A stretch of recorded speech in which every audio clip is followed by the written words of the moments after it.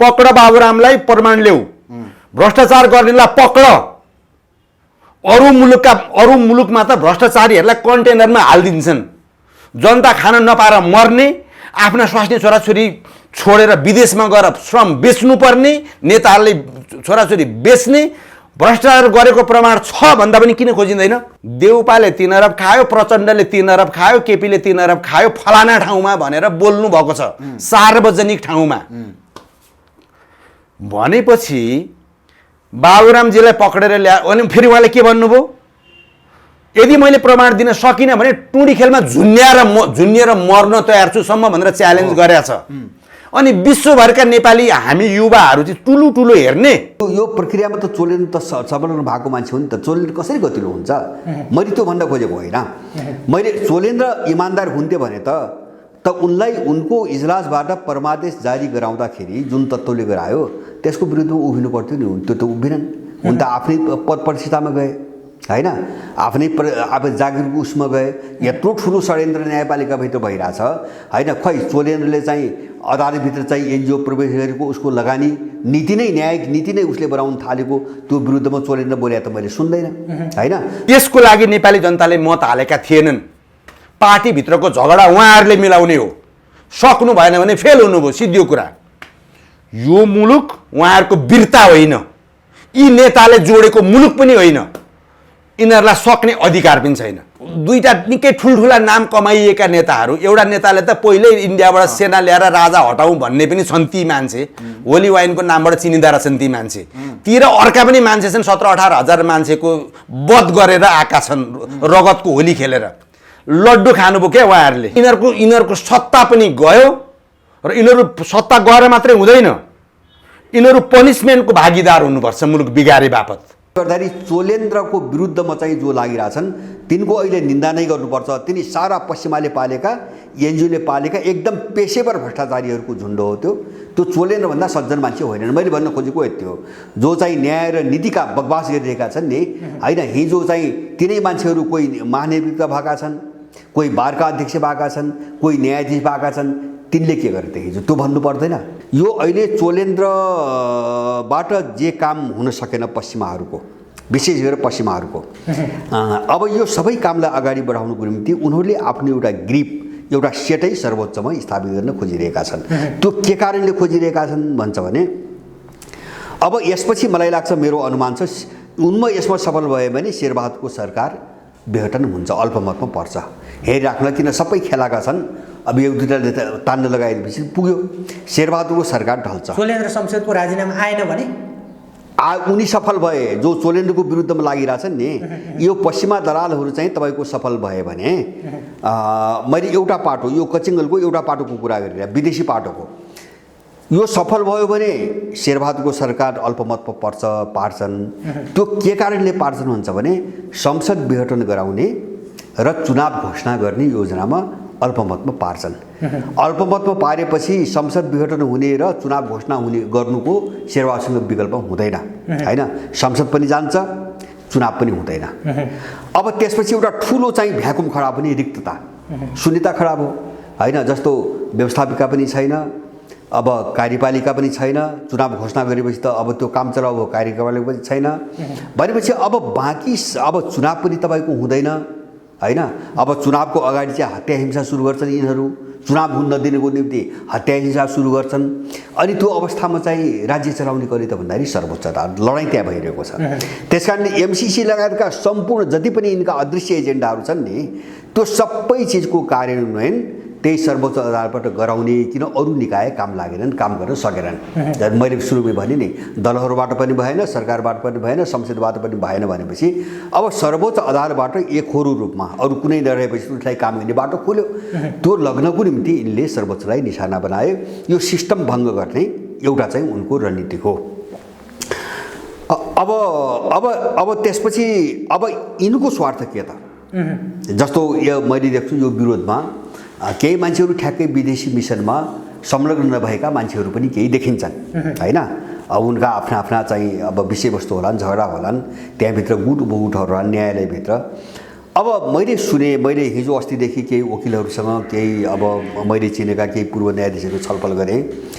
अहिले बडो बहुरङ्गी मान्छेहरू चोलेन्द्रको विरुद्धमा एक ठाउँमा छन्। त्यो माधव नेपालका झोले होइन, प्रचण्डका झोले अथवा नारायण काजीका झोले, काङ्ग्रेसका झोले जति छन् नि, तर एकजुट छन्। दल चाहिँ तपाईँको अर्को भूमिका खेलिरहेछ सबैले होइन। दलहरूको भूमिका चोलेन्द्रको विरुद्धमा देखिन्न। दलहरू मुख्य नेताहरू मौन बसिरहेछन् होइन। किन भन्छ चोलेन्द्रलाई ल्याउने प्रक्रियादेखि नै तिनीहरूको एउटा त भूमिका छ नि। त्यस कारण यिनीहरू हिजोको आफ्नो भूमिकाको कारणले पनि खुल्न सकिरहेको छैनन्। अब फेरि शेरबहादुर जस्तो ल्याउने मान्छेहरू पनि त्यही अदालतले गरिरहेछ परमादेशबाट। तर उनका वरिपरिका झोलेहरू जो चाहिँ भ्रष्टाचारीहरू हुन् नि, म भ्रष्टाचारी भन्छु, यिनलाई झोले मात्रै भन्नु हुँदैन। चाहे वरिष्ठ वकिल हुन्, चाहे न्यायाधीश हुन्, यिनी चरम भ्रष्टाचारी लम्पट अपराधीहरू हुन् होइन, जुन पार्टीको नजिक भए पनि।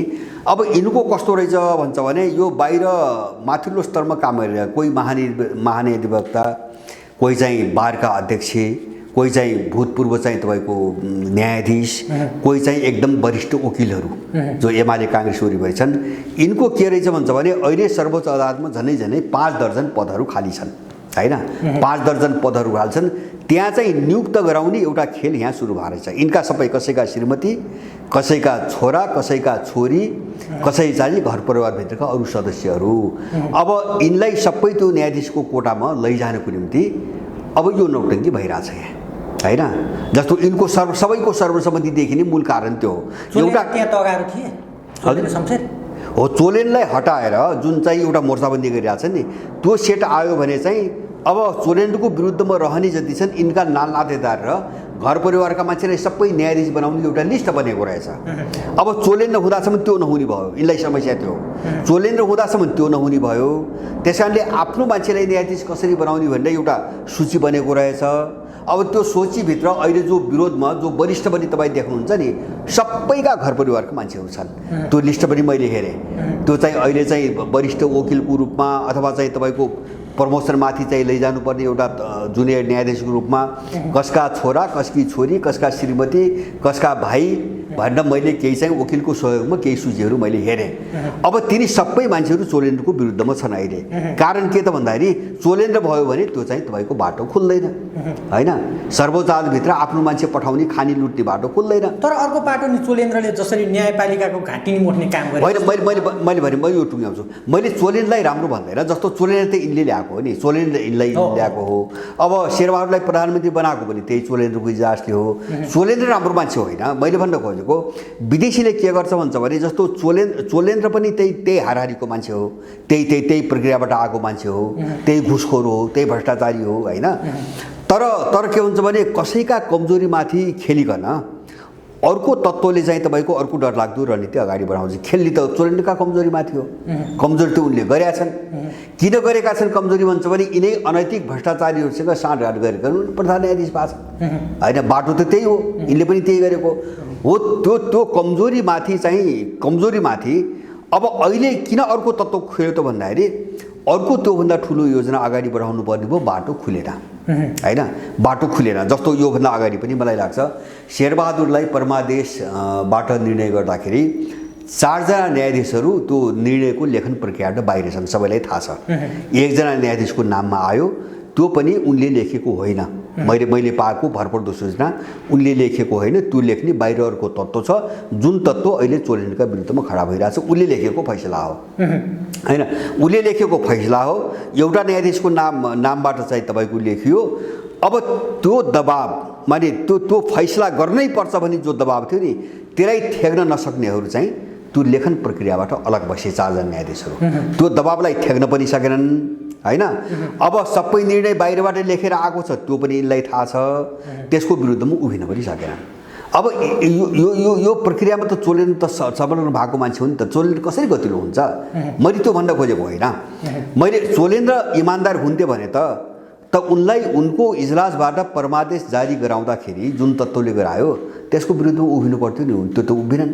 उन त आफ्नै पद प्रतिष्ठामा गए होइन आफ्नै अब जागिरको उसमा गए यत्रो ठुलो षड्यन्त्र न्यायपालिकाभित्र भइरहेछ होइन खै चोलेन्द्रले चाहिँ अदालतभित्र चाहिँ एनजिओ प्रवेश गरेको उसको लगानी नीति नै न्यायिक नीति नै उसले बनाउन थालेको त्यो विरुद्धमा चोलेन्द्र बोले त मैले सुन्दैन होइन दलका झोलेहरूको कोटाबाट चाहिँ न्यायाधीशहरू नियुक्त भइरहेछन् त्यसको विरुद्धमा चोलेन्द्र बोले त सुनिन्न माने अन्तर होइन मात्रामा बाहेक अन्तर होइन तर मैले भन्न खोजेको जस्तो विदेशीले के गर्छ अथवा चाहिँ माफियाले के गर्छ भन्छ भने आफैले प्रयोग गरेका मान्छेहरू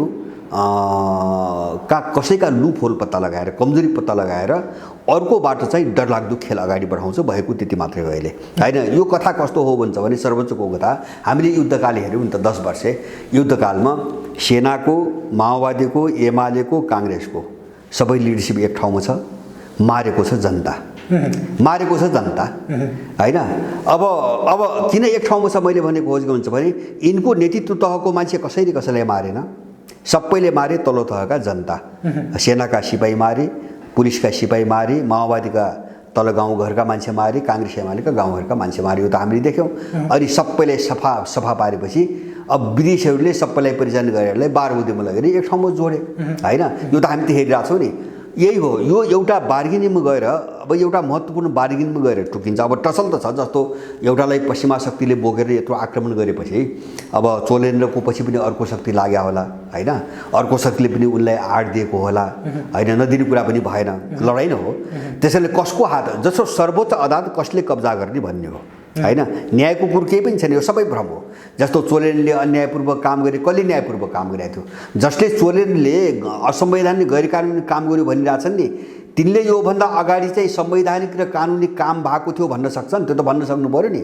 अनि जो बोलिरहेछन् तिनी भ्रष्टाचारबाट मुक्त छन् तिनको सम्पत्ति कहाँबाट आउँछ त्यो देखाउनु पर्दैन होइन कति खाए मैले नै अहिले 50 जना यस्ता चाहिँ तपाईँको शिकार भएका मान्छेहरू मैले बाहिर निकाल्न सक्छु मसँग आए धेरै मान्छेहरू न्यायाधीशहरूले पैसाको भरमा यस्तो अपराध गरेका छन् फैसला गरेका छन् अब अहिले तपाईँको कुनै समस्या पर्यो जानुस् पैसा छ न्याय पाउनुभयो तपाईँ पीडित हुनुहुन्छ पैसा छ पीडित भएर पनि तपाईँ खुवाउने पैसा छ तपाईँ न्याय पाउनुभयो छैन भने तपाईँ त्यो के कस्तो हुँदो रहेछ भन्छ भने अहिलेको त कस्तो स्थिति भन्छ भने तपाईँ अन्यायमा पर्नुभयो त्यो केस कहाँ पुलिस कहाँ लग्ने त्यो अदालतमा लग्ने भनेको त के रहेछ अहिले भन्छ भने उसलाई खानी बाटो खोलिदिने अनि उनीहरूले पुलिस र त्यो न्यायाधीशहरूले खोजी चाहिँ त्यो अपराधी अर्को अन्यायी हुन्छ नि त्यसलाई समझ्छन् र मोटो रकम असुल्छन् अहिले हुने फैसला त्यही हो होइन न्याय प्रणालीमा हुने फैसला हो यसमा अन्तर केही पनि होइन त्यो चोलेन्द्र अर्को गैल चोलेन्द्रको चाहिँ सवालै होइन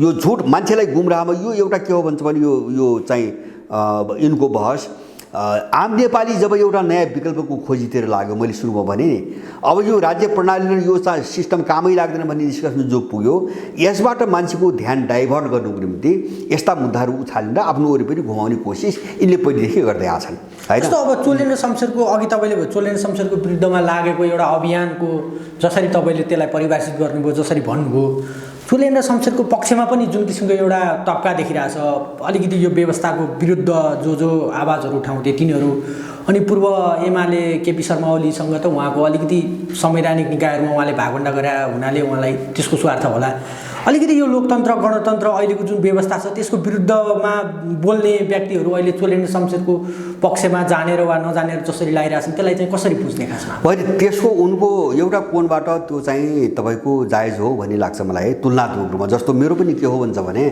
अब म चोलेन्द्र ठिक र अर्को बेठिक अथवा अर्को ठिक र चोलेन्द्र ठिक म त्यो चाहिँ भन्न सक्दिनँ म कहिले पनि भन्दिनँ त्यो तर यो चाहिँ तपाईँको लडममा जो चोलेन्द्रका विरुद्ध चाहिँ लागिरहेछ नि यिनीहरू चोलेन्द्रभन्दा 10 गुणा खतरनाक मान्छे हुन् त्यो म पनि भन्छु होइन जस्तो चोलेन्द्रले जति हानि गर्ला नि त्योभन्दा 10 गुणा 100 गुणा बढी हानि अर्को ग्याङबाट हुन्छ जो चोलेन्द्रको विरुद्धमा खडा हुन खोजिरहेछ किन भन्छ भने यो पुरै एउटा पश्चिमा रणनीतिमा उठाइएको ग्याङ हो मेरो भनाइ त्यो हो यो टोटल्ली पश्चिमा रणनीतिमा उठाइएको ग्याङ हो यो ग्याङ स्थापित भयो भने तपाईँको सबै सिस्टम कोल्याप्सै हुन्छ होइन बाँकी बजेको जो धङधगै छ नि सबै कोल्याप्स गर्ने र पुरै नाङ्गो नाच नेपालमा नाङ्गो नाच न्यायाधीशको मुकुण्डो लगाएर होइन एउटा अपराधी गिरोहहरूले देशभित्र नाङ्गो नाच चाहिँ तपाईँको अब देखाउन सुरु गर्ने एउटा मिसनमा यो खेल भइरहेछ त्यसकारणले चोलेन्द्र रहेको अवस्था भन्दा उनीहरू आउँदाको अवस्था अझ डरलाग्दो हुन्छ। हो त्यो कोणबाट जसले बोलिरहेछन् त्यो चाहिँ ठिक हो तुलनाको कोणबाट होइन, तर चोलेन्द्र एकदम पवित्र इमान्दार हुन्, उनले न्याय प्रणालीमा राम्रो काम गरिरहेको थिए होइन भन्ने कुरा चाहिँ गलत हो। त्यो बहस गर्नेहरू गलत हुन्। तर यति बेला चाहिँ तपाईँको चोलेन्द्रको विरुद्धमा जो छन् उनलाई चाहिँ कहाँ थाप्नु हुँदैन भन्ने जो चाहिँ अलिक बुझेर, किन हामीले त राजनीतिक गेम के हो त्यो हेरेर नै बोल्नु पऱ्यो। जस्तो को व्यक्तिको हाम्रो एउटा बाध्यता कस्तो हुन्छ भने जस्तो आफू नै निर्णायक नभएको अवस्थामा, जस्तो हामी जस्ता मान्छेहरू चाहिँ अब निर्णायक अवस्थामा छैनौँ, नभएको अवस्थामा चाहिँ जो खराब छ त्यहाँभित्रको जो द्वन्द्व हुन्छ नि त्यो द्वन्द्वमा को कम खराब हो भन्ने चिज त हामीले पनि हेर्नु पऱ्यो। तुलना गर्दाखेरि हामीले पनि हेर्नु पऱ्यो। त्यो तुलनाको कुरा मात्रै हो। एउटा झन् खतरनाक शक्ति अगाडि आउन नपाओस् भन्ने तुलनाको कुरा मात्रै हो। त्यस कारणले गर्दाखेरि चोलेन्द्रको विरुद्धमा चाहिँ जो लागिरहेछन् तिनको अहिले निन्दा नै गर्नुपर्छ। तिनी सारा पश्चिमाले पालेका एनजिओले पालेका एकदम पेशेवर भ्रष्टाचारीहरूको झुन्ड हो त्यो। त्यो चोलेन्द्रभन्दा सज्जन मान्छे होइनन्। मैले भन्न खोजेको यति हो, जो चाहिँ न्याय र नीतिका बकवास गरिरहेका छन् नि होइन, हिजो चाहिँ तिनै मान्छेहरू कोही महानिर्वाचित भएका छन्, कोही बारका अध्यक्ष भएका छन्, कोही न्यायाधीश भएका छन्, तिनले के गरे त हिजो त्यो भन्नु पर्दैन। तिनले हिजो के गरे? तिनले संवैधानिक कानुन र नैतिक चाहिँ आचरण देखाएका थिए। तिनको सम्पत्ति कहाँबाट आएको छ, यो खरबौँको अरबौँको सम्पत्ति, त्यो भन्नु पर्दैन। भने यो मान्छेलाई बेकुफ बनाउने एउटा तरिका हो। यसबाट एकदम सजग हुनुपर्छ भन्ने मेरो कुरा छ। त्यो पक्ष विपक्षको लडाइँमा जुन किसिमको अहिले निर्णायक बिन्दुमा पुगिरहेछ लगभग यो अब चोलेन्द्र शमशेर त्यहाँ कायम रहने अथवा राजीनामा दिएर त्यहाँबाट बहिर्गमन हुने भन्ने एउटा निर्णायक बिन्दुमा बार एसोसिएसनले नि त्यो आन्दोलनको घोषणा त्यत्तिकै रूपमा गरिरहेछ। चोलेन्द्र शमशेरको बहिर्गमन भयो भने चाहिँ तपाईँले अघि के हुन्छ भनिहाल्नुभयो, भएन भने के हुन्छ? भएन भने पनि मानि देशको यो स्थितिमा सुधार हुँदैन। यसमा केही चाहिँ तपाईँको राम्रो चिज आउला भन्ने मैले त्यो आशा गरिरहेको छैन। जस्तो भयो के हुन्छ भन्छ भने भएपछि अब जस्तो अहिले भयो भने जस्तो यिनले त सडकबाट राजीनामा मागिरहेको छन्, त्यो त नजिर त बन्छ होइन, भोलि सबैको हकमा त्यो जान्छ। अब भनेपछि अब चोलेन्द्र गएपछि अब भोलिको चाहिँ परिस्थितिमा संविधानले पनि काम नगर्ने भयो, कानुनले पनि काम नगर्ने भयो। जस्तो सर्वोच्चको न्यायाधीशले प्रधानमन्त्री बनाउन सक्दो रहेछ एउटा नजिर होइन, अथवा चाहिँ दोस्रो नजिर सडकबाट चाहिँ तपाईँको प्रधान न्यायाधीशको राजीनामा गराउन सकिने रहेछ दोस्रो नजिर। यिनले बिस्तारै नजिर बसाल्दैछन् होइन। यही नजिर भोलि समात्नु हो निर्णायक मोडमा। किन हिजो यसो भएको थियो अहिले किन हुँदैन? त्यस कारणले गर्दाखेरि मैले भने सुरुमै भने नि यो सिस्टमलाई फेल गरिदिने र नजिरको नाममा चाहिँ तपाईँको जो मान्छे स्थापित गरिन्छ नि त्यसको स्वेच्छाचारिताबाट मनपरी निर्णयहरू गराउने एउटा उनले पृष्ठभूमि तयार पार्न खोजिरहेछन् अहिले होइन। जस्तो चाहिँ यो पृष्ठभूमि कस्तो हो भन्छ भने जस्तो हिजो संहिता किन लेख्यो होइन, संहिता किन लेख्यो भन्छ भने यद्यपि त्यसमा आत्मनिर्णयको अधिकार जोड्ने र नेपाललाई चाहिँ टुक्रा टुक्रा बनाएर जातीय राज्यहरूको उसमा लैजाने त्यो सोचबाट संहिता आएको हो। उनी असफल भएर यो सङ्कट आएकै त्यही कारणले हो। तर उनी संहिता त लेखे, तर कहाँ असफल भयो भन्छ भने संहिता अन्तर्गत आत्मनिर्णयको अधिकार, जनमत सङ्ग्रहबाट चाहिँ छुट्टिन पाउने गरी चाहिँ जान सक्ने अधिकार र नेपाललाई विभिन्न ठाउँलाई जातीय राज्य बनाउने उनको मिसनमा असफल भएपछि संहिता पङ्गु भएर चाहिँ यस्तो देखिएको हो। किन भन्छ भने त्यसको जो मूल तत्त्व हो नि त्यो तत्त्व नै त्यहाँ जोडिन भएन। एक मधेस एक प्रदेश पनि आज छैन, एक प्रदेश छैन, जातीय राज्य पनि छैन, उसमा असफल भए। त्यसकारणले संहिता पङ्गु भयो होइन, पङ्गु भयो भनौँ न।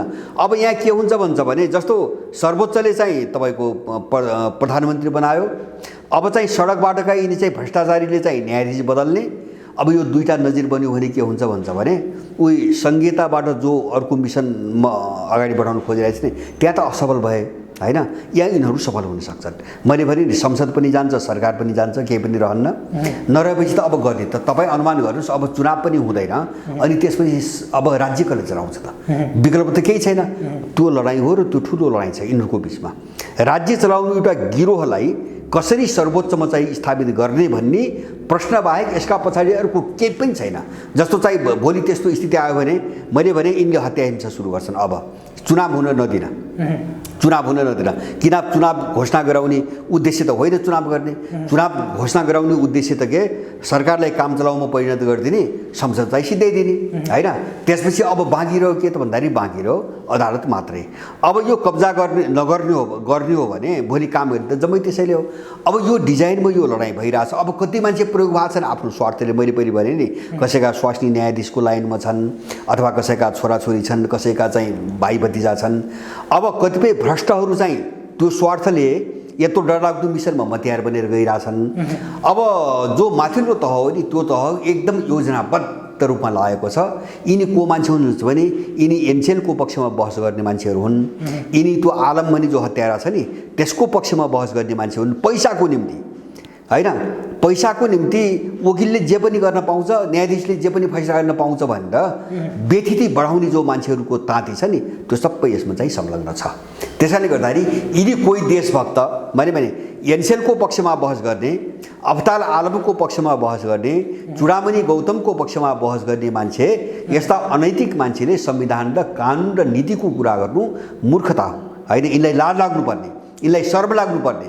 अदालतको समस्याको हामी त्यति हेर्ने हो। मैले पनि अदालतमा एनजिओ पसेको छ, अदालतमा दल पसेको छ, अदालतमा भ्रष्टाचार पसेको छ। यसको विरुद्ध लडी हेरौँ त कोही आवाज उठाउँदैन।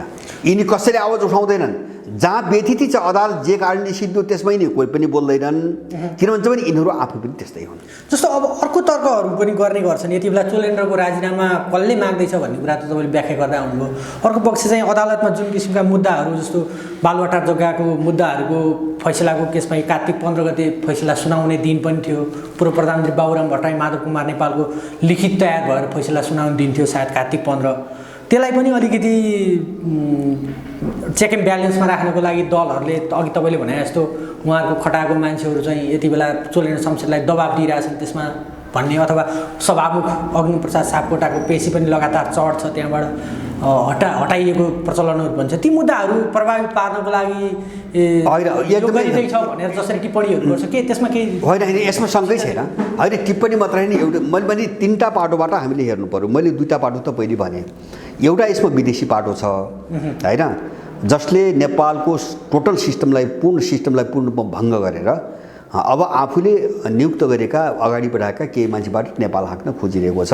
उसको एउटा ग्लोबल वैश्विक रणनीति छ। नेपालको भूराजनीतिमा एउटा वैश्विक रणनीति छ। एउटा त्यो पाटो भयो। दोस्रो पाटो मैले भने नि तपाईँको केही स्वार्थी अवसरवादी भ्रष्टाचारीहरू चाहिँ आफन्तहरूलाई आफ्ना मान्छेलाई त्यहाँ न्यायाधीशमा चाहिँ तपाईँको लैजानुपर्ने छ, मनोनित गर्नुपर्ने छ होइन। धेरै पदहरू खाली छन्। तेस्रो तपाईँले भनेको यहाँ केही चाहिँ तपाईँको सौदाबाजी भइरहेको छ। त्यो एक खालको यो दबाब पनि हो। एक खाल मैले भने नि सुरुमै मैले भनेको थिएँ यो सौदाबाजीबाट पनि टुङ्गिन सक्छ। किन? यो त मान्छेलाई गलाउने एउटा चाहिँ तपाईँको तरिका हो। मान्छेलाई गलाउने थकाउने एउटा तरिका हो। जस्तो चाहिँ मैले भने त्यही भएर दलको र उनले पालेका झोलेहरूको जो टोन फरक देखिरहेछ नि यसैले नै त्यहाँ सौदाबाजी भइरहेछ भन्ने देखाइरहेछ। जस्तो काङ्ग्रेस एमाले माओवादी अब माधव नेपालका सबै मान्छेहरू चाहिँ मधेसवादी बाबरका सबै चाहिँ तलका झोलेहरू चाहिँ चोलेन्द्रको विरुद्धमा। अनि चाहिँ तपाईँको के हुन्छ भने यिनी पार्टीहरू चाहिँ तपाईँको मौन मात्रै होइन, कतिपय त उसको पक्षमा भने यो बार्गेनिङ हो। एउटा चोलेन्द्रलाई सडकबाट दबाब दिन लगाउने र आफूसँग मुछेका केसहरू अगाडि बढ्न नदिने, त्यहाँ सम्झौता गर्ने होइन। अथवा चाहिँ त्यस्तो खालको सम्भावना भएन भने त्यही दबाबबाट चोलेन्द्रलाई हटाउने त्यो खतरा टरेन भने जस्तो भने प्रचण्डका मुद्दा छन्, माधव नेपालका छन्, बाबुरामका छन्, अब अग्नि सापकोटाका छन्, काङ्ग्रेसका कतिपय मान्छेहरूका छन्, उनीहरूले त्यहाँ बार्गेनिङ गरिरहेका छन्। जस्तो योभन्दा अगाडि पनि आयो नि, जस्तो प्रचण्डले चोलेन्द्रलाई भेटेको कुरा आयो होइन। कारण के? अरू भेट्नुपर्ने कारण के भनेपछि त्यही सौदाबाजी हो होइन। यो केस अगाडि बढान्नु भनेपछि हामी चाहिँ अब के अरे महाभियोगतिर जान्नु भने त्यही सौदाबाजी हो। उनको आफ्नै क्यान्टोनमेन्टको केस छ, अग्निको केस छ, अब माधव नेपालको केस छ। माने यो खालको एउटा बार्गेनिङ उनीहरूले गरिरहेका छन् अहिले। त्यस कारणले यो सर्वोच्चको जो नाममा जो मान्छेलाई भ्रमित पार्न खोजेका छन् नि, हामी सजग हुने यही हो। यो अत्यन्तै घृणित र अत्यन्तै फोहोरी र देशलाई अस्तव्यस्त बनाउने लडाइँ हो। त्यस कारणले गर्दाखेरि अब उनलाई के लाग्यो, मलाई पनि के लाग्छ सरसर्ती हेर्दाखेरि टोलेन्द्र अलिकति हठी, अब उनी राणाको खलक पनि भए, अब मान्छेलाई सिधीपिधी नटेर्ने भएको हुनाले पनि अहिले चाहिँ त्यो अर्को पक्षलाई चाहिँ बढी भए र बढी आतंक सिर्जना भइरहेको जस्तो मैले महसुस गर्छु होइन। अब त्यो सबै कारणले भएको छ। यसमा चाहिँ स्वच्छता छैन, हामीले बुझ्ने कुरो त्यही, स्पष्ट कुरो त्यही हो। यसमा चाहिँ स्वच्छता छैन, यसमा सुशासन पनि छैन, यसमा भ्रष्टाचारको विरोध पनि छैन, यसमा चाहिँ न्याय प्रणालीभित्र विदेशी पस्यो भने चिन्ता पनि छैन, यसमा चाहिँ देशलाई एउटा नीति नियम र मूल्य मान्यता कानुनबाट चलाउनुपर्छ भने उनको आकाङ्क्षा पनि छैन होइन। बिल्कुल मान्छेलाई बेकुफ बनाएर चाहिँ उ गर्न खोजिरहेछन्। यसप्रति होसियार भएर यो ध्रुवीकरणबाट हामी जोगिनुपर्छ भन्ने चाहिँ मेरो आफ्नो कुरा छ।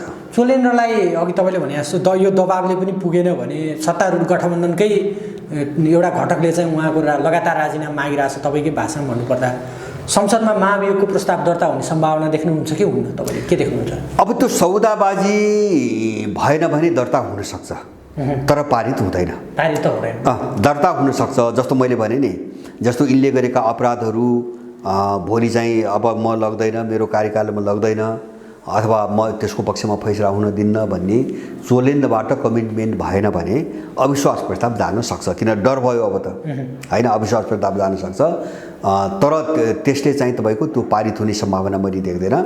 र अब त्यो दिशातिर गयो भने एउटा चाहिँ यिनीहरूको जो दलालहरूको किता हो नि, यो चाहिँ तपाईँको अत्यन्तै उग्र सङ्कटतिर फस्छ, अगाडि बढ्छ। किन यिनी सङ्कटबाट बेरिँदै गएका छन्। जस्तो यो त सङ्कटकै परिणाम हो। जस्तो त्यो सङ्कट कतैबाट सुल्झिन नसकेपछि अदालत पस्यो होइन। अब यसपछि के हुन्छ भन्छ भने यो सेनामा पस्छ होइन, यो सेनामा पस्छ। विदेशीले त यहाँ भएका सबै इन्स्टिट्युसनहरू छिन्न भिन्न नबनाइकन त उसले चाहिँ ठ्याक्कै आफू भने जस्तो काम गर्न सक्दैन, सेना पनि सिद्ध्याउँछ। किन यिनीहरू सुरुमा यो विदेशी विषय सुरुमा फास्ट ट्र्याकबाट जान खोज्या हो। फास्ट ट्र्याकबाट भन्छ भने नेपाल विरुद्ध फास्ट ट्र्याकबाट जान खोज्या हो। उसले सुरुमै सेना ढालेर, जस्तो सेना त बन्दुकसहितको शक्ति हो, सुरुमै सेना ढालेर सबै काम चाहिँ फत्ते गरिदिने हिसाबले 65 सालमै कुलबहादुर कटवालको घटना आयो नि त। तर उनी त्यसमा असफल असफल भएपछि उनले कोर्स अलिकति बदलिएको हो। बिस्तारै चरणबद्ध रूपमा सबैले हान्दै सबै सिस्टम समाप्त पार्दै जाने पछिल्लो रणनीति अपनाए। नत्र यिनले त जो राज्यको मेरुदण्ड हो, सबभन्दा शक्ति भएको, त्यही माथि नै सुरुमा निशाना बनायो नि। त्यो त हामीले देख्यौँ नि 65 सालमा। त्यसकारणले गर्दाखेरि मैले भने यो अलिकति चाहिँ सौदाबाजीमा पनि जान सक्छ। चोलेन्द्र अब दलहरूको सौदाबाजीमा पनि जान सक्छ, अथवा चोलेन्द्र चाहिँ विदेशीहरूको सौदाबाजीमा पनि अलिकति जान सक्छ होइन। अब मलाई लाग्छ चोलेन्द्र विदेशीहरूको सौदाबाजी गर्ने ठाउँ छैन। किन संसद रहेसम्म तपाईँको एमसिसीको कुरा अदालतमा जाँदैन, संसदमै जानुपर्छ होइन। अब अदालतबाट अगाडि बढाउने हो भने संसद विघटन गर्नुपर्छ होइन। त्यस कारणले विदेशी त्यो जो पश्चिमा भन्छु नि मैले, यो तत्त्व अहिले चोलेन्द्रको पक्षमा छ भन्ने मलाई लाग्दैन होइन। यसले कल्याण श्रेष्ठ हो, जस्तो यो बाहिर जो मुभ भइरहेछ नि, यसको मास्टरमाइन्ड गुरु भने त कल्याण श्रेष्ठ हो। त्यो त दुनियाँलाई थाहा छ। यो बाहिर त चाहिँ सारा तयार पारेर बोल्न लागेका पात्र मात्रै हुन् होइन, विभिन्न इन्ट्रेस्टले जोडिएका पात्र मात्रै हुन्। त्यस कारणले गर्दाखेरि तर दलहरूको चाहिँ तपाईँको सौदाबाजी हुन सक्ने सम्भावना एकदमै प्रबल छ। अब त्यसो भयो भने के हुन्छ भने न्याय प्रणाली, न्यायालय अथवा सर्वोच्च अदालत जुन एउटा अवस्थामा थियो नि, जुन एउटा विद्रूप अवस्थामा आइसकेको थियो, त्यहाँबाट पनि अझ खस्कन्छ। सौदाबाजी गरे पनि खस्कन्छ, नगरे पनि खस्कन्छ भनेपछि त्यहाँभित्र पनि त एउटा भ्रष्टाचार, सत्ता, स्वार्थ, अपराधलाई एउटा बारिने गर्ने थलो मात्रै हो भन्ने त पुष्टि त हुन्छ बाहिर। त्यसकारणले गर्दाखेरि अब त्यस्तै राज्यलाई कमजोर बनाउनु त आफ्नो ठाउँमा छँदैछ। मानिसहरूको विश्वास पनि टुट्दै जान्छ। त्यसले देशलाई अझ बढी तरल अवस्थामा लैजान्छ। जस्तो अब अर्को प्रसङ्ग, यो एमसिसीको प्रसङ्ग नि निकै लामो समयदेखि चल्दै आइरहेको छ। यति बेला प्रधानमन्त्री पनि एउटा कार्यक्रममा विदेशको भ्रमणमा गएर आइसकेपछि जुन किसिमको कुराकानी गर्नुभयो, प्रचण्ड र मैले एउटा पत्र पठाइसकेका छौँ भनेर जुन किसिमको भन्नुभयो, भलै प्रचण्डले त्यसलाई खण्डन पनि गरिसक्नु भएको छ। हामी त्यस्तो पत्र पठाइसकेका छैनौँ भनेर उहाँको पार्टीले पनि थाई कमिटी, केन्द्रीय कमिटी बैठक अथवा आधिकारिक रूपमा यो एडिज अहिले चाहिँ स्थितिमा एमसिसी पारित गर्न सकिँदैन भनेर अस्ति मात्रै जुन किसिमको निर्णय गरियो। यो गठबन्धन जुन जगमा बनिरहेको थियो, त्यो गठबन्धनभित्र एमसिसीको विवाद त छँदैछ, देखा नै परिरहेछ। यसलाई चाहिँ तपाईँले कसरी हेरिराख्नुहुन्छ? बारम्बार नेपालमाथि जुन किसिमको एमसिसी पास गर्न दबाब दिइरहेछ अमेरिकाले, यसलाई चाहिँ कसरी ठेक्न सक्छन् हाम्रो गठबन्धनले? कसरी यसलाई पार लगाउन सक्छ? के चलिरहेको? एमसिसी जस्तो यिनले ठेक्न सक्ने भइदिएको भए एमसिसी 4 वर्ष अगाडि सम्झौता भएको अहिलेसम्म चाहिँ लामबिनी नै थिएन। हामीले बुझ्यौँ यिनले थ्याक्न सक्ने भएको भए। किन हुन्छ भने त्यो चीनलाई टुक्र्याउने मिसनमा आएको एउटा प्रोजेक्ट हो भन्ने कुरो अब दुनियाँलाई थाहा भइसक्यो हैन। अब तपाईँ चाहिँ एमसीसीको अङ्ग्रेजी चाहिँ जो मूल सम्झौता हो नि त्यो र सरकारले अनुवाद गरेको चाहिँ तपाईँको यो पढ्नुभयो भने अब त्यो अङ्ग्रेजीमा जे छ नि त्यसको आधा पनि यो अनुवादमा छैन हैन। हामीले जति कुरा गऱ्यौँ त्यो मान्छेले जति पढ्यो धेरै जसोले त्यो नेपाली अनुवाद गरेको पढेको छ। एमसीसीले त त्यो मूल जो अङ्ग्रेजी टेक्स्ट छ त्यसमा त प्रष्टै के भनेको छ भन्छ भने एमसीसी पारित भएपछि नेपालको राजनीतिक आर्थिक सामाजिक सांस्कृतिक प्रणाली कस्तो हुने भन्ने कुरा एमसीसीले निर्धारण गर्नेछ भन्ने कुरो बडो स्पष्ट भाषामा लेखेको छ। भनेपछि त उनले त तपाईँको एमसीसी आउने मात्रै हो नि कि नेपालको राज्य प्रणाली नै पुरै आफ्नो योजनामा चाहिँ तपाईँको पुरै चाहिँ बदल्ने सम्झौतासहित आएको छ। तिनी कुराहरू चाहिँ नेपाली टेक्स्टमा अनुवादमा राखिएको छैन। यस्ता धेरै चिजहरू छन् जस्तो एमसीसी के हो जस्तो त्यहाँ त एकदम अमूर्त नबुझिने खालले एउटा स्वायत्त संस्थाको रूपमा यसले स्वतन्त्रतापूर्वक सम्झौताहरू गर्न सक्ने मुद्दा मामिला गर्न सक्ने जस्ता कुरो मात्रै लेखेको छ हैन। त्यहाँ त मूल टेक्स्टमा के लेखेको छ भन्छ भने जो अङ्ग्रेजी धेरै नेपालीले अङ्ग्रेजी पढ्न सक्दैन त्यस कारणले त्यो धेरै बहसमा आएन। त्यसमा त केसम्म तपाईँको लेखेको छ अङ्ग्रेजी टेक्स्टमा भन्छ भने एमसीसी पारित भएपछि अब त्यो के अरे चाहिँ नेपालको संविधानमा जो कानुन छ नि तिनी टोटली निष्क्रिय हुने कामै नगर्ने भनेको छ। तिनी कामै गर्न सक्ने भनेको छ हैन। एकदम प्रष्ट भाषामा भनेको छ। भाव चाहिँ नेपाली टेक्स्टमा भनिन्छ तर प्रष्ट भाषामा भनेको छ। यस्ता समस्या छन्। अब त्यो चीनलाई टुक्र्याउन आएको रणनीति भएको हुनाले मैले भने यस विषयमा धेरै कुरो आइसकेको छ। धेरै कुरो चाहिँ गरिराख्नु पनि मैले आवश्यक देख्दैन। किन हुन्छ भने त्यो ट्रान्समिसन लाइनको जब कनेक्सनै नेपालमा छैन भने त्यो नेपालको निम्ति बनाउन लागि होइन भन्ने कुरो एउटा लाटाले पनि बुझ्छ। त्यो नेपालको काहीँ पनि कुनै पनि ग्रिडसँग जोडिँदैन। त्यो सिधै इन्डिया गोरखपुर लगिएको छ भन्ने कुराले मात्रै पनि यो नेपालको निम्ति बनाइन लागेको होइन भन्ने कुरो लाटाले पनि बुझ्छ। त्यही सिआइएको पैसा खाने र चाहिँ इन्डियनको रको पैसा खाने मान्छे बाहेक सबैले यो कुरो बुझेको छ। यो बहसको विषय होइन।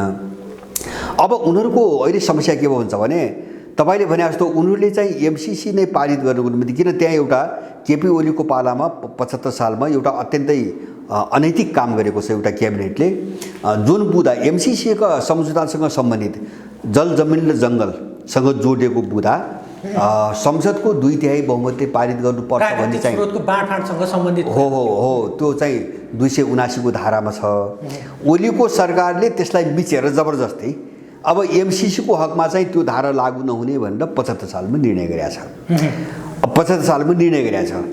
अब त्यो निर्णय अन्तर्गत सोझै बहुमतबाट पारित गराउने सामान्य बहुमत पारित गराउने हिसाबले माओवादी र एमाले जोडियो हैन। अब बहुमत पनि आयो तर अगाडि बढेन। बहुमतले पनि भएन अगाडि बढेन। अगाडि किन बढेन भन्छ भने तपाईँले अघि भन्छ पनि हो त्यो चुनौती हो। अब त्यो गरेपछि के हुन्छ हैन। त्यो चुनौतीले रोक्यो उनलाई। उनको मतले रोक्या त होइन। मत त उनको बहुमत त पुगेको थियो। झन्डै 2/3 को बहुमत पुगेको थियो। भनेपछि मतले रोकेको होइन हैन। यिनको चाहिँ इच्छाले पनि रोकेको होइन। इच्छाले किन रोकेको होइन भन्छ भने शेरबहादुर देउपाले सम्झौता गरेपछि त्यसलाई कायम गर्ने अगाडि बढाउने प्रधानमन्त्री त पुष्पकमल पनि हुन्, सुशील कोइराला पनि हुन् हैन, माधव नेपालहरू पनि हुन् अथवा चाहिँ तपाईँको के अरे चाहिँ तपाईँको केपी ओलीहरू पनि हुन् हैन। सबैले अगाडि त बढाओ। सबैका समयमा पत्राचार भएका छन् हैन। कामहरू अगाडि बढेका छन्। सबै गरिरहेका छन्। त्यसकारणले गर्दाखेरि नचाहेको कसैले होइन तर सकेको कसैले होइन। किन त्यो पारित गर्न दिन यिनको चाहिँ तपाईँको यिनको शरीरबाट उडेको एउटा अवशेष पनि तपाईँको भेटिँदैन। किन मुद्दा त्यति चाहिँ डरलाग्दो छ। किन यो विश्व झनै यो विश्व युद्धको मुद्दा हो। विश्वका दुईटा शक्ति बीचको चाहिँ तपाईँको लडाइँको मुद्दा हो, लडाउने मुद्दा हो। अब जस्तो अब त्यो एमसीसी यस्तो मरिहत्ते किन गरिरहेछ अमेरिकाले, लाज लाग्दो। यसको औकात गरी यिनी दरिद्रहरू हैन। एउटा एनसेललाई 65 अरबको चाहिँ तपाईँको डकैती कर लुट छुट दिन सक्ने मान्छेहरू यस्ता 65-60 अरबका त कति घोटाला गरे, कति लुटे, कति कमाए हैन। एनसेल जस्तालाई कति चाहिँ तपाईँको छुट दिए, चुडामणिहरूलाई कति छुट दिए आफ्नो ठाउँमा छ। 55 अरबको निम्ति होइन। एनसेललाई चाहिँ छुट दिएको पैसाभन्दा कम 55 अरबको निम्ति जो यो तमासा, जो नाटक, जो नग्नता तपाईँ देख्दै हुन्छ नि, यसैबाट बुझिन्छ यो 55 अरबको कुरा हुँदै होइन, यो ट्रान्समिसन लाइनको कुरा हुँदै होइन, किन त्यो त पैसै होइन। तपाईँको 55 अरब त अहिले शेरबहादुर चाहिँ प्रचण्ड ओलीहरूका चाहिँ गर्दन समात्ने हो भने 55 अरब त उनको घरबाट निस्किन्छ। यसरी देश लुट्या छन् यिनीहरूले होइन। उनका झोलेहरूबाट 55 खर्ब निस्किन्छ अहिले, सबैलाई चाहिँ छानबिन गरेर सर्वसर्व यहाँ त कतिपयले यसलाई यो विकासको मन्त्रबाट हेरेर यो यदि छिटै नै पास गरेन भने फिर्ता लैजान्छ अमेरिकाले। यदि त्यस्तो भयो भने यहाँका एमसिसीका विरोधीहरूलाई चाहिँ राज्यद्रोहको मुद्दा लगाउनु सिआइए फन्डेड मान्छेहरूले गरिरहेको छन्, हामीले सुनेका छौँ। सिआइए जस्तो उनले त खाइसके नि, उनलाई त समस्या छ नि अब होइन। जस्तो हामीले राज्य विरुद्ध अपराध लगाउने भन्नेहरू जो छन् नि, उनले त खाइसके होइन, त्यो त तिर्नुपर्छ नि भोलि। जस्तो साम्राज्यवादीले के गर्ने हुन्छ भने यो त अहिले पो चाहिँ दलाल हो र चाहिँ पैसा, जनता जागिसके, युवा जागिसके, विश्वभरि म्यासेज गइसक्यो। हजुरले भन्नुभयो यत्रो घुमफिर गर्नुभयो, अब अगाडि बढ्यौँ भनेर 7 दिने मान्छे पत्ता लगाइसक्नु। यति पत्ता लाग्यो। अझ तपाईँलाई भनौँ, हामी त अस्ति इलाम पनि गयौँ, त्यहाँको टी स्टेटको बारेमा पनि स्टडी गर्नु हामीलाई थियो। त्यो मात्रै हेरेनौँ कि हामीले इलामदेखि होल पूर्वाञ्चलको अलिक पर्दै इलाम, 5 ताप्लेजुङ हुँदै सबै हेर्ने होल मास्टर प्लान बनाउन गएको, अलिकति बाटोको डिस्टर्बले गर्दा उता पुग्न सकिएन। पशुपतिनगरसम्म चाहिँ हामी पुग्यौँ होइन। त्यहाँको हाम्रो बेग्लै स्किम छ, त्यो अहिले तपाईँलाई पछि काम गरेर देखाउँछु। अहिले भन्नुभन्दा पनि प्र्याक्टिकल्ली काम भयो कि भएन भनेर प्रमाणित गरेर देखाउन मन छ तपाईँलाई। हामीले भन्दा छिटै जापानिज प्रविधिबाट बनाएको स्विट होम, थोरै पैसामा कमसेकम 100 वर्ष अड्ने मान्छेलाई कम्फर्टेबल हाउस बनाउन सकिन्छ कि सकिँदैन अभियान सुरु गर्दैछौँ। त्यसमा तपाईँलाई पनि पार्ट पार्छौँ, आउनु। त्यो गर्दैछौँ। पूर्वाञ्चलमा त्यतापट्टिको हाम्रो कुरा रह्यो, सिन्धुपाल्चोकको कुरा रह्यो, साँगोमा हाम्रो इन्डस्ट्रिज नै उहाँले इस्टाब्लिस गरेर रोजगारी दिनुभयो, त्यहाँ पनि हेर्न जाउँला। र अरू जिल्लाहरूमा पनि हामी गइराखेका छौँ। र हाम्रो टिम चाहिँ 75 अहिले 77 जिल्ला भनिएको छ, 77 जिल्लामा नै पुग्ने र जिल्ला अनुसारको कृषि के, स्मल कटेज इन्डस्ट्रिज के, अरू कटेज इन्डस्ट्रिज के, रोजगारी के, त्यहाँको उत्पादन के, सरकारले जम्मा बाहिरबाट तरकारी नकिन्देऊ, फलफुल नल्याइदेऊ, त्यति मात्रै गरिदेऊ न अहिलेलाई चाहिँ। जल साहब, अब हजुरको कुरा मेरो हजुर सुन्नु होला प्लिज। यति धेरै 75-77 जिल्ला घुमेर सबै गर्छु गाउँमा भन्नुभएको छ। हजुर, सरकार सङ्घीय लोकतान्त्रिक गणतन्त्र आएपछि नै यति सबै गर्ला भनेर ठाउँ सिंहदरबार बनाउने भनेर त्यत्रो हो तपाईँहरूले गर्न सक्नुहुन्छ। उहाँहरू हुँदा सुन्नु हो, सबैभन्दा गल्ती चाहिँ त्यहाँ भएछ। सिंहदरबारमा मात्रै भ्रष्टाचार हुन्थ्यो, उहाँहरूले त विदेशमा पैसा थुपार्नुहुन्थ्यो। अहिले त सिंहदरबार गाउँमा पुग्यो भनेको त अर्को राजा त्यहाँ पनि खडा गरेर छन्। त्यस्तो थाहा भयो अहिले? पुरै भ्रष्टाचारका केन्द्र रहेछन्। अब सुन्नु, सबभन्दा पहिला संहिता खारिज, किनभने मैले सुरुमा पनि भने, अहिले पनि भन्छु, त्यति भनेपछि मलाई भने बापत कानुन नलाग्नु पर्ने मेरो मान्यता हो। यो संविधान हामीले लेखेको होइन, नेपालमा संहिता फाप्दैन, नेपालमा गणतन्त्र पनि चाहिएन, धर्मनिरपेक्ष नेपाल हुनै सक्दैन। र अनि अस्ति गाउँमा जाँदाखेरि के भन्नुभयो भने, अब सिधा कुरा है, अनेस्ट कुरा गरौँ न हामी होइन। मैले सोधेँ क्या त्यहाँका चाहिँ अलिक बुढाबुढी मान्छेहरूलाई सोद्धाखेरि, यो राजा नभए त हुँदो रहेन रहेछ भन्नुभयो। भगवान् नभएको संसार, राजा नभएको देश के देश र यी को हुन् यी के आउँछन् नआउँछन्, के हो भोट हालेर दियो, 5 वर्षलाई भोट हालो, अर्को हुन्छ, खालि उनीहरूले मात्रै खाएको, उसैको स्वास्नीलाई समानुपातिकबाट ल्याउने, उसैको सालोलाई राजदूत बनाउने, भाइलाई राजदूत बनाउने, सम्पत्ति जति खाएको खाइ, कहिल्यै नअगाउँ गरी खाने, यस्ता पो रहेछन् त। सुन्नु तपाईँले यो कुरा, मसँग रेकर्ड छ, तपाईँ भैँसे लानु न, एकजनाको मात्रै हो र सम्पूर्ण। अनि युवामा गएँ, खुकुरी भए काटिदिन्छौँ भने ल नेतालाई कसम कुरा, खुकुरी भेट्टाएर एक्लै भेट्टाएँ भने गिडिदिन्छु भनेका छन्। ल मैले कसैले उक्साएको होइन, मलाई कानुन नलागोस्, मैले सुनेको कुरा भने हो, कसले भनेको मान्छे भेट्न जाउँ म पुर्याइदिन्छु, युवाको ग्याङ ग्रुपै भेटाइदिन्छु। र युवाहरूमा त्यस्तो रहेछ, हामीहरूलाई रोजगारी नदिने, उनीहरूलाई हामीले मत हाल्ने, सरकार पनि ङुङ पार्ने र चलखेल गर्ने भ्रष्टहरूलाई अब हामीले जानेको छ भनेर युवा जागिसके। देशभित्र बाहिरका त जाग्ने नै भयो। गाउँमा गएर 4 जना युवाको कुरा सुनेर हुन्छ डाक्टर साहब, चारजनाको कुरा होइन नि, हामी त हरेक जिल्लामा पुगेर हरेकको कुरा पो सुनेको त। रिप्रेजेन्टेसन भनेको एउटा के हुन्छ भने रिसर्च, म त मेडिकल साइन्सको रिसर्च गर्दाखेरि हामी स्याम्पलिङ गर्छौँ क्या। त्यहाँ स्याम्पलिङ गर्दाखेरि रिप्रेजेन्टेसन हुन्छ। त्यहाँका 100जना युवाले के भने, त्यहाँको बुढाबुढीले के भने, साना साना भाइ बहिनीले के भने भन्ने कुरा रेकर्ड हो क्या। हरेक मान्छेमा पुग्नु पर्दैन, फिलिङ्स बुझिन्छ। त्यसकारण दलहरू सुध्रिनु जरुरी छ। तर कुकुरको पुच्छर 12 वर्ष ढुङ्ग्रामा राखो बाङ्गाको बाङ्गै भन्ने एउटा कहावत छ क्या। उहाँहरू सुध्रिनु होला भन्ने मलाई लाग्दैन। बरु उहाँलाई यति भोक लागेको छ कसरी कमाउने, त्योभन्दा अर्को ध्येय केही छ? एउटा कुरा, दुईटा निकै ठुल्ठुला नाम कमाइएका नेताहरू, एउटा नेताले त पहिल्यै इन्डियाबाट सेना ल्याएर राजा हटाउँ भन्ने पनि छन् ती मान्छे, होली वाइनको नामबाट चिनिँदा रहेछन् ती मान्छे। ती र अर्का पनि मान्छे छन् 17-18 हजार मान्छेको वध गरेर आएका छन् रगतको होली खेलेर। लड्डु खानुभयो क्या उहाँहरूले। एउटा लड्डु खाएको फोटो तपाईँलाई चाहियो भने म दिउँला। अनि लड्डु खाएर छर्र माथि देउबाजीको ए मासतिर बस्नुहुन्छ देउबाजी, हजुर प्रधानमन्त्री भइदिनु पर्यो हजुर भनेर बिन्ती नेहोरा गरे। त्यसको लागि नेपाली जनताले मत हालेका थिएनन्। पार्टीभित्रको झगडा उहाँहरूले मिलाउने हो। सक्नु भएन भने फेल हुनुभयो, सिद्धो कुरा।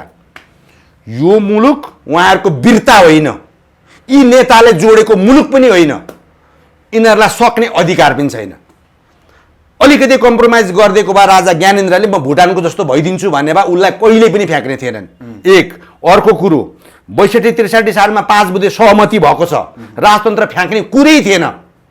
यिनीहरूले डलरमा बिकेर नेपालमा धर्मनिरपेक्षता ल्याएर क्रिस्चियनिटी फैलाएर हाम्रा, मैले त्यहाँ दुरुदुर किन रोयौँ हामीहरू सिन्धुकालीलाई देख्दा भन्दाखेरि त्यसलाई चाहिँ पिसा फेर्ने ठाउँ, टोइलेट गर्ने ठाउँ नष्ट पारिदिने र वरिपरि अरूले घेर्ने हुन सक्दैन।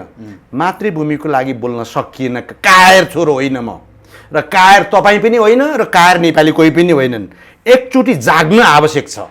एकचोटि युवा जागिदिए भने यिनीहरूको सत्ता पनि गयो, र यिनीहरू सत्ता गएर मात्रै हुँदैन, यिनीहरू पनिसमेन्टको भागीदार हुनुपर्छ मुलुक बिगारे बापत। त्यो अभियान सजाय कसले दिने पनिसमेन्टको भागीदारमा? त्यो सबै कुरा समयले तय गर्छ क्या। राजालाई पनि जमला जस्तो लागेको थिएन होला, राणालाई पनि जमला जस्तो लागेको थिएन होला, पञ्चायती व्यवस्था ढल्ला जस्तो पनि लागेको थिएन होला। अहिले उहाँहरू 30 वर्ष जति कति वर्ष राज गर्नुभयो नि, उहाँहरूलाई के लाग्छ भने हामी अजम्बरी हौँ। अस्ति एकजनाले भन्थ्यो म प्रधानमन्त्री फेरि भइहाल्छु, फलानासँग मिल्छु, प्रधानमन्त्री हुन्छु अनि गर्छु। 2-3 चोटि प्रधानमन्त्री हुँदाखेरि के गर्नुभयो देखिहाल्यो। त्यसकारण अब यी कुरामा नेपालीलाई फेरि बेकुब बनाउन उहाँले सोच्नु भएको छ भने धृष्टता नगर्नु। राज संस्था आवश्यक हो तपाईँको लागि? होइन, मेरो मुलुक जोडेको शाहवंशले मलाई मुलुकको माया लाग्यो हो। मुलुक जसरी टिक्छ त्यो कुरा मैले चाहेको हो। यदि एउटा राजा राख्दाखेरि अरूका गिद्धे दृष्टि लाग्दैनन्, हामी अफगानिस्तान बन्दैनौँ, सिरिया बन्दैनौँ, सिक्किम बन्दैनौँ भने राजा राख्दा हुने हो भने किन नराख्ने, के को? तर राजा पनि डेमोक्रेटिक चाहिँ हुनु पर्यो, किनभने हामी 21औं शताब्दीमा छौँ।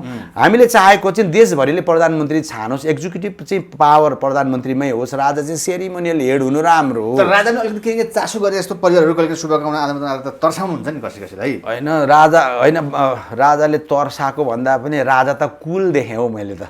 हुन त मैले भेट्या पनि छैन। होइन, उहाँहरूलाई चाहिँ के छ भने आफ्नो जुन तर मारेर मार्नु भएको छ नि सत्तामा, उहाँहरूले भ्रष्टाचार गरे पनि कानुन लाग्दैन। बाबुराम भट्टराईजी भन्ने एकजना क्रिस्चियन हुनुहुन्छ होइन, एकजना अब ल भइगयो क्रिस्चियन होइन अरे, उहाँ हिन्दू धर्म, अस्ति टिका लाउनु भयो हिन्दू धर्म हुनुभयो होला अहिले, ल मानौँ बाबुराम भट्टराई हिन्दू भनौँ न त, ल तपाईँ त्यसो गर्दा खुसी हुनुहुन्छ भने हिन्दू। उहाँ नेपालमा प्रधानमन्त्री भएको त थाहा छ नि। उहाँले के भन्नुभएको छ, सार्वजनिक ठाउँमा तपाईँलाई म रेकर्ड दिन्छु, छैन भने फलानाले 3 अरब खायो, फलानाले 3 अरब खायो, देउपाले 3 अरब खायो, प्रचण्डले 3 अरब खायो, केपीले 3 अरब खायो फलाना ठाउँमा भनेर बोल्नु भएको छ सार्वजनिक ठाउँमा।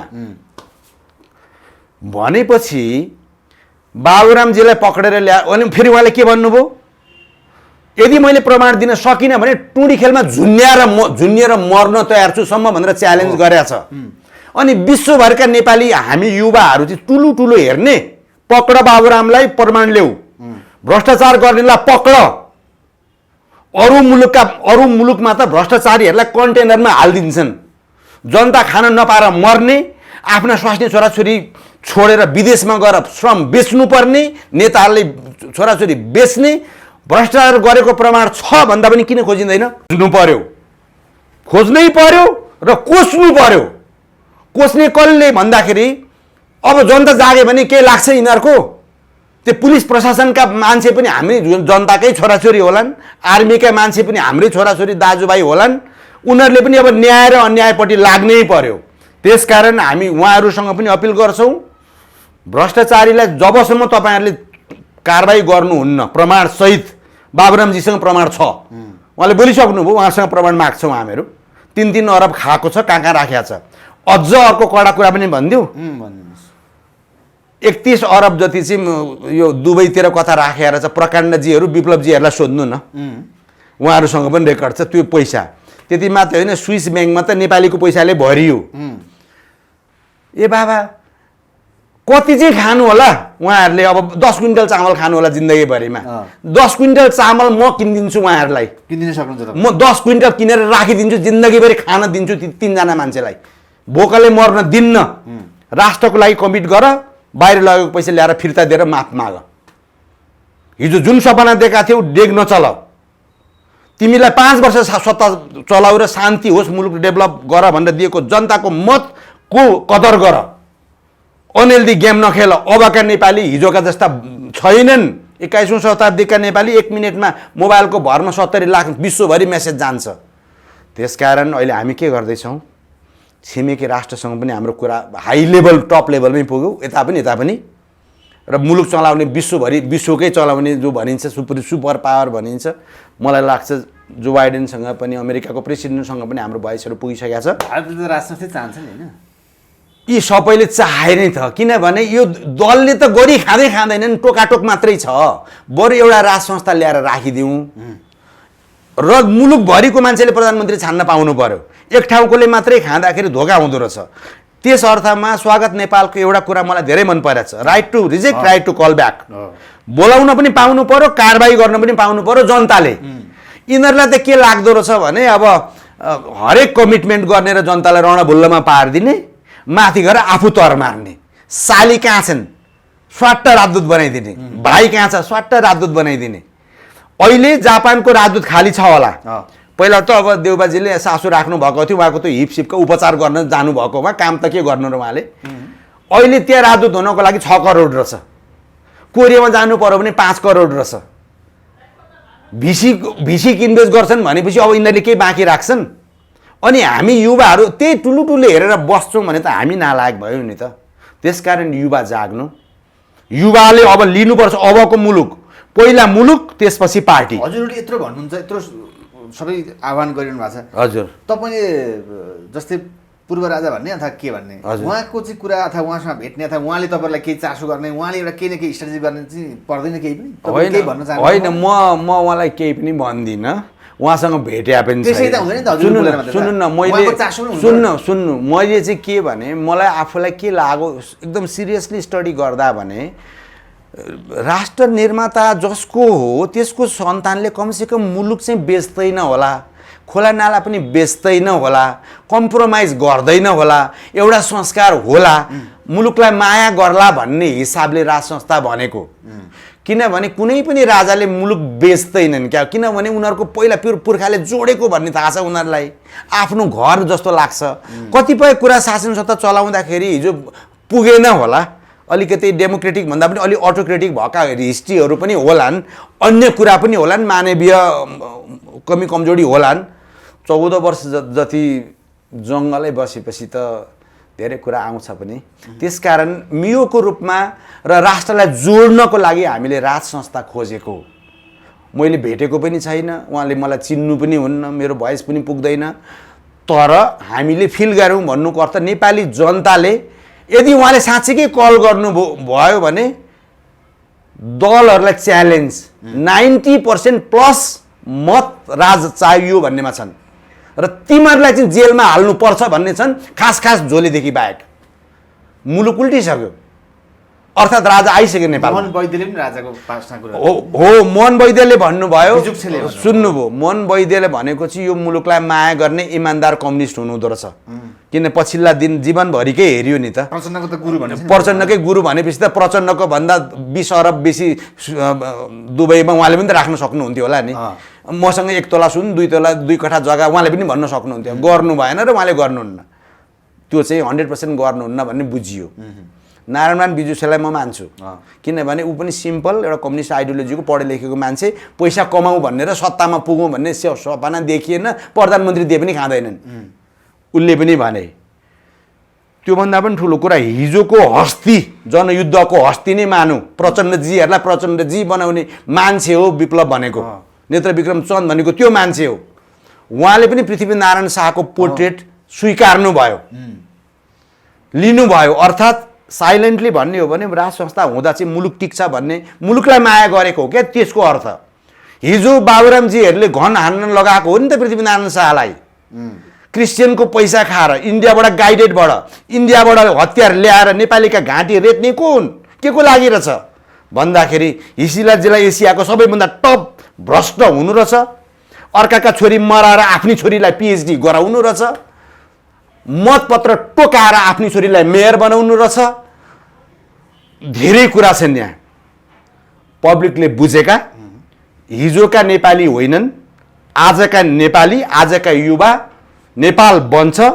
पहिला मुलुक सम्झ्यौँ अनि मात्रै पार्टी सम्झिनु।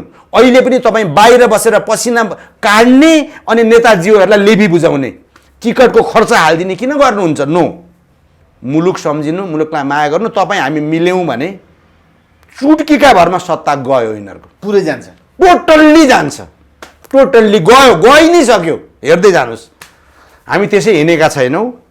हामी हिँडेको कारणले होइन, हामी जस्ता त कति रचनभित्र हिँड्दै जाँदा पो थाहा पाइयो त, भित्रभित्र त अर्कै बनिसकेका रहेछ मुलुक। हामी सहयोगी बाहिर आउन नसकेका मान्छे रहेछन् र हामी त्यस्तो विचार भएका एकै ठाउँमा हुन्छौँ। फेरि अब दुईटा किता हुन्छ नेपालमा, राष्ट्रद्रोही, राष्ट्रप्रेमी किता छुट्टिन्छ, अलमोस्ट छुट्टिसकेका छ। अब जोडिने क्रम हुँदैछ, जोडिन्छौँ। र आगामी दिनमा म यसो गर्छु उसो गर्छु भनेर फेरि घोषणापत्रमा हरेक थोक भनेर फेरि झुक्क्याउँला अनि प्रधानमन्त्रीका कुर्सीमा फेरि बसौँला भन्ने सपना छोडिदिनु। जेलमा कोच्छन् कि गोली हानेर मार्छन् भन्ने सोच्नु। मुलुकद्रोहीहरूले, भ्रष्टाचारीहरूले, हरेकले। र एउटा प्रोफेसरले त्यत्तिकै बोलेको छैन, देशभरिको लिएर विश्वभरिको नेपालीहरूको फिडब्याक आएर फर्किन पाऊँ, एक्लै भेट्न पाऊँ। किन यिनीहरू एक्लै हिँड्न सक्दैनन्? क्यानाडाको प्रधानमन्त्री त साइकल लिएर गाउँमै जान्छ त। हाम्रा नेताजीहरूलाई किन 200 जनाको सेक्युरिटी पुगेन अरे? थ्रेट भयो अरे उहाँलाई। कसको थ्रेट? थ्रेट चाहिँ कसको? जनताको थ्रेट हो भने के गर्यौ त तिमीले? कुरा सिरियस छ। एकता टेलिभिजन आउनुभयो, सन्तोषजीसँग बोल्न पाएँ। अब तपाईँ सोध्नु न मजाले क्वेसन के सोध्न चाहनुहुन्छ? भन्नुहोस् न, अब तपाईँको जस्तै यति धेरै बुझ्नुभयो, प्र्याक्टिकली गर्नुभयो, अब साँच्चै नै कति पर्सेन्ट चाहिँ आफू सफल भयो जस्तो र अबको योजना के छ? हामीले सुरुमा जति सोचेका थियौँ, जसरी लागेका थियौँ, त्योभन्दा धेरै माथिको लेभलमा हाम्रो दाजुभाइ दिदीबहिनीहरूको त्यो लेभल अफ कन्सियसनेस बढेको रहेछ क्या। अब कसो चाहिँ गर्दा मुलुक बन्छ, को चाहिँ अपराधी रहेछ भन्दा चिनिसकेछन् क्या अहिले। त्यो हामीलाई सजिलो भयो। त्यसकारण आउने चुनावमा हस्तक्षेपै गर्ने हो कि भन्ने पनि सोचाइ छ हाम्रो। अहिलेसम्म त हामी एउटा मोर्चा छौँ, पार्टी बनेको पनि छैन। पार्टी फेरि अर्को पार्टीमाथि पार्टी के भन्ने हाम्रो सोचाइ हो। भएकै पार्टीहरू त यस्तो जम्मा 2-3टा पार्टी भए पुग्छ क्या नेपालमा, चाहिँदैन धेरै। त्यसकारण 2 किता पार्ने हाम्रो प्रयास छ। हामीले सोचेको भन्दा धेरै धेरै धेरै धेरै ब्रिलियन्ट हुनुहुँदो रहेछ हाम्रा दाजुभाइ दिदीबहिनीहरू, देशभरिमा पनि र संसारभरिमा। बाहिर गएका चाहिँ नेपाली एकचोटि आउन पाए र यति कुरा बुझिदिए भने उहाँहरूको सत्ता गयो, सिद्धियो। राजा ज्ञानेन्द्र शाहले अस्ति कलाकार खेलाडी जस्ता व्यक्तिहरूलाई एकदमै नजिक ल्याउनु भयो, के बुझ्नुभयो र हजुरको योजना के छ? होइन, ठिक छ नि, उहाँले अब बोलाउनु भयो, कलाकारहरूलाई ल्याउनु भयो, त्यो राम्रो कुरा हो। उहाँको पर्सनल लाइफ पनि छ, त्यो उहाँले गर्न पाउनुहुन्छ होइन। अब उहाँको प्रिय पात्र अहिले पनि कमल थापा नै हो भने नेपालमा राज संस्था कहिले पनि आउँदैन। किन कमल थापा झन् त्यस्तो प्रिय होइन? होइन, कमल थापा उहाँको अहिले पनि त्यही प्रिय पात्र र त्यही प्रवृत्तिका मान्छे मात्रै वरिपरि राख्नुहुन्छ भने नेपालमा राज संस्था आउँदा पनि आउँदैन, आयो भने टिक्ता पनि समस्या त्यही नै हो। समस्या त्यो उहाँले त्यही आफ्नो घेराभन्दा बाहिर अरू नेपाली छन् भन्ने देख्नु भएन भने त अब म के भन्नु र। भेटेको पनि छैन, मलाई स्वार्थ पनि छैन, न मलाई भोलि मन्त्री हुनु छ, न प्रधानमन्त्री हुनु छ, न सभासद हुनु छ, किन म विशिष्ट श्रेणीको अलरेडी भइसकेको मान्छे। भिसी पाइने भनेर तपाईँले आक्रोश गर्नुभयो त्यो भिसी सुन्नु होइन, भिसी नपाएको आक्रोश त मेरो जीवनभरि हुन्छ नै। किनभने एउटा एसिस्टेन्ट प्रोफेसरलाई ल्याएर भिसी बनाए, त्यो पनि पैसा खुवाएको रहेछ नि, बुझे नि कुरा के रहेछ, कति खुवाएको? सुन्नु, अब तपाईँलाई भनिहाल्नुभयो, तपाईँले ब्रोडकास्ट गर्न सक्नुहुन्छ? मजाले सकिन्छ। ल हेर्नु, कर्णालीमा म दुर्गम क्षेत्रमा काम गर्न गएको प्रोफेसर हो, सिनियर प्रोफेसर हो। म महाराजगञ्ज मेडिकल क्याम्पसको चिफ भएर 45 वर्ष बिताएको। म कमाउनको लागि कर्णाली गएको थिइनँ, कर्णालीमा मेरो योगदान हुनुपर्छ भनेर मात्रै गएको थिएँ। जबको प्रब्लम भयो, मैले संसारभरि पाउँछु, गएँ, काम गरेँ। त्यस बिचमा भिसीको पोस्ट खाली भयो। खाली भएपछि भिसी भएपछि अझै मजाले काम गर्न सकिएला कि भन्ने रहर मैले गर्न पाउँछु कि पाउँदिनँ, मसँग इनर्जी छ काम गर्ने भने मैले पाउँछु कि पाउँदिनँ, पाउँछु। एप्लाई गरेँ, म जस्ता 21 जना मान्छेले एप्लाई गरे। तर भिसी बनायो कसलाई भन्दा एउटा एसिस्टेन्ट प्रोफेसर। एसिस्टेन्ट प्रोफेसरले इलिजिबलै हुँदैन, एसोसिएट प्रोफेसर चाहिँ भएको हुनु पर्थ्यो। त्यसपछि यो त भएन भनेर मुद्दा मैले सुप्रिम कोर्टमा हालेँ। चोलेन्द्र शमशेरज्यूलाई धन्यवाद दिन्छु, स्टे अर्डर दिनुभयो ठ्याक्कै। स्टे अर्डर भयो, स्टे अर्डर भइसकेपछि त्यो मान्छेको भिसी रोकियो। तर 20 गते स्टे अर्डर भएको छ, 22 गते केपी ओलीजीले उहाँलाई भिसी बनाउनु भयो। उहाँका सल्लाहकार मण्डलीले बनायो, त्यत्तिकै बनाएको छैन।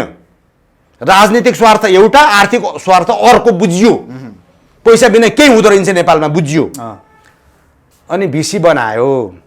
अनि तर त्यो भिसी पछि त्यो भिसीले के गर्यो, युवा सङ्घको उपाध्यक्षलाई रजिस्ट्रार बनायो। किन भिसीको रिकमेन्डेसनबाट रजिस्ट्रार बन्छ। अब भिसीको पोस्ट गएपछि त रजिस्ट्रारको पनि जाने भयो। दुवैजना यही घरमा आए, भित्र मन्दिर कोठा छ। मन्दिर कोठामा कसम खाँदै रुँदै मलाई के भने, हजुर म छोरा हो, भाइ हो, मुद्दा झिकिदिनुहोस्। म पनि दयालु मान्छे, भिसीले नै आएर त्यसो भन्छन् भने म तेह्रथुमको मान्छे, जुम्लामा गएर के मुद्दा खेल्नु, जीवनमा मुद्दै नखेलेको मान्छे, भइहाल्यो त, तर काम राम्रो गर है भनेको थिएँ। मैले मुद्दा झिकिदिएँ। त्यसपछि साउनदेखि अहिलेसम्म मलाई तलब पनि दिएन। काजमा राखिदिन्छु भन्यो, अस्ति गएँ, हाजिरी गरेँ, थम्ब प्रिन्ट गरेँ, रेकर्ड छ, काम गरेँ। मेरै कारणबाट मेडिकल काउन्सिलले एमबिबिएस पनि दिएको, मैले नि त्यहाँ लजिक हालेको थिएँ। साउनदेखिको तलब पाएको छुइनँ मैले। किनभने उहाँहरूलाई के लाग्यो भने किन दिने, मुद्दा हालेको थियो, मुद्दा झिकिको, अब अहिले केही गर्न सक्दैन। आज प्रसङ्गवश मात्रै भनेको। साउनदेखिको एउटा सिनियर प्रोफेसर दुर्गममा गएर काम गरेछ। मलाई फरेन डिपार्टमेन्टको डाइरेक्टर बनाइदिउँला भने मैले मलेसियामा कुरा गरेँ, इजरायलमा कुरा गरेँ, नर्वेमा कुरा गरेँ, स्विडेनमा कुरा गरेँ, गरि नै राखेको छु। तपाईँहरूको पासपोर्ट दिनुहोस्, बोलाएका छन् भन्दा पासपोर्ट पनि दिँदैनन्, नागरिकता पनि दिँदैनन्। हुँदा हुँदा तलबसम्म, साउनदेखिको तलब मैले तलब पाएको छु कि छुइनँ सोध्नु। मैले जीवनभरि पैसा कमाइनँ, सरस्वतीको पछाडि लागेँ। दसैँमा मलाई पनि पैसा चाहिएको थियो होला, सामान्यतया बुझिन्छ, पेस्की पनि पाइन्छ।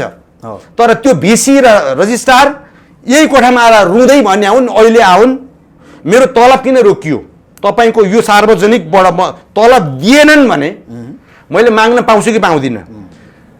अनि त्यस्ता ओरेन्ठेउलालाई भिसी बनाउँछन्, रजिस्ट्रार बनाउँछन् यिनीहरूले भने यिनीहरूबाट मुलुक बन्छ भन्ने आशा गर्नुहुन्छ? हुँदैन। त्यसकारण भिसीको आक्रोश नदिएकोमा छैन, ठिक छ, मलाई प्रशासनिक झन्झट लिनु छैन। भिसीभन्दा माथिको लेभलमा अहिले मुलुकमै काम गर्दैछु म। हामी नै सरकार हो अहिले, बुझ्नुभयो? सरकारको लेभलमा काम गर्दैछौँ खुसीका साथ। किनभने मान्दा हुने कुरा त हो नि। तिम्रो कुर्सीलाई मान्दिएको हुनाले न तिमीले दग्ध गर्दैछौ। तिमीले अख्तियारलाई नष्ट पार्यौ, तिमीले आर्मीलाई पनि नष्ट पार्यौ, तिमीले पुलिसलाई नष्ट पार्यौ, एडमिनिस्ट्रेसन नष्ट पार्यौ, हुँदा हुँदा न्यायालय नष्ट पार्यौ र अहिले झगडा गर्दैछौ र परमादेशबाट सरकार बनाउँदैछौ। धिक्कार छ तिमीहरूलाई, धिक्कार। मेरो 50 वर्षको जिन्दगी तिमीले दिन सक्दैनौ। जुन मैले राजनीतिक कजको लागि दिएको थिएँ त्यो जिन्दगी तिमीलाई उपहार भयो।